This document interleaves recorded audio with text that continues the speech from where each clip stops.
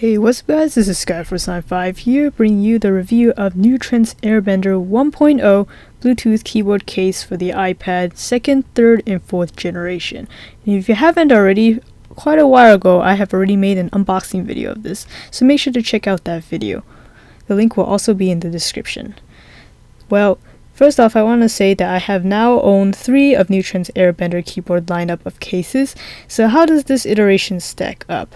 I have previously owned one for the exact same 3 generations that I just mentioned, but I didn't quite like that one. So hopefully this one has improved upon the previous iteration. First off, let's talk about the design. It is very businesslike with its matte black plastic outer shell, and multiple times have I gotten it mistaken for a laptop.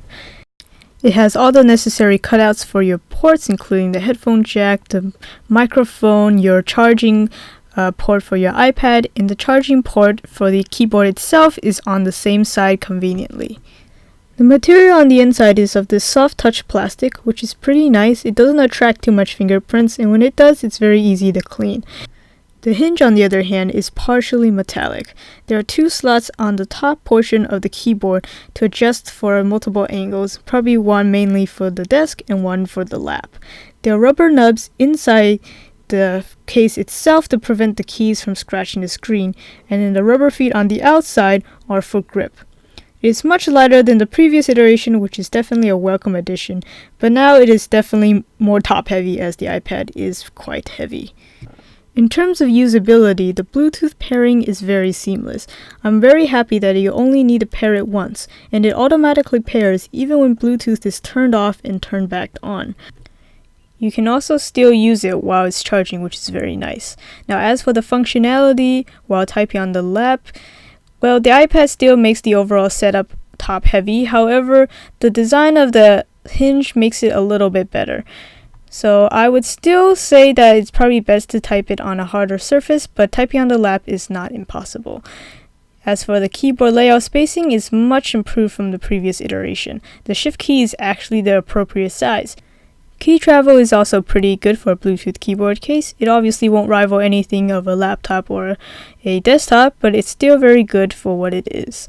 In terms of keyboard shortcuts, it does have a whole top row of dedicated tablet-specific shortcuts, and they also have other features like the language shift, though I do wish that their cut, copy, and paste dedicated buttons would be replaced with something else such as voice dictation or an orientation lock or even just a toggle for Bluetooth and Wi-Fi. And I say this because it is able to do the same Command-C, Command-V for copy and paste as on a Mac. So those 3 dedicated keys are kind of just duplicates. And as usual, there is no autocorrect since that is more of a software feature. However, the toggle for the on-screen keyboard along with Apple's predictive touch makes that problem seem a lot smaller. Now let's move on to the specific features. It has a magnetic strip on the bottom to wake and sleep the iPad just like the smart cover does, and you don't have to worry about the iPad not being the right orientation this time if you rotate it because of the clasp location. In addition to the 2 in grooves, you're also able to rotate the iPad to use in either portrait or landscape mode. You can somewhat flatten it to use as a tablet, but I would have preferred that the hinge would fold the other way like the Lenovo Yoga. It also lacks several modes present even in the previous model. You can no longer detach the hinge from the keyboard itself, and you can no longer detach the iPad completely from the case to use as a tablet. The keyboard's battery life, however, is quite long, depending on use, of course. If you do not use the keyboard for a while, it will automatically disconnect to save battery life. I would say it would last a good 2 weeks if you're consistently using it. Now I need to mention some problems I do have with this case. First of all, as I mentioned before, the hinge is not completely metallic. Thus, it is a little bit too loose, and I really wish that it had a friction impediment system like found in actually the previous system, as well as in the later system, the new Trent 3.0 one for the iPad Air and Air 2. This hinge is way too loose, and although it makes it easier to adjust, it's very floppy. The clasp I personally think is quite unnecessary, and it also gets in the way because it will not close properly if you have a screen protector on your iPad. And you also can't see the Apple logo, which may be a bummer for some. Now here are just some improvements that I would like to see maybe in the next iteration of their Airbender cases, and I will not be taking off points because of the lack of these. One thing I would like to see is definitely backlighting, and this is not impossible because I did own a keyboard case even thinner than this and it had backlighting in it. I also wish there was an indicator to note when the caps lock is actually on, and a more precise indicator for the battery life on the keyboard would also be very nice.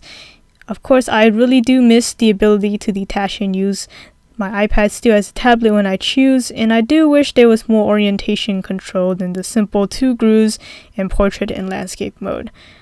And of course, for those of you who love screen protectors, I wish there was consider of compatibility with those as well. So just my final thoughts on this product. I really do think this is more like a hard version of a folio case, but except there's no place to put a stylus.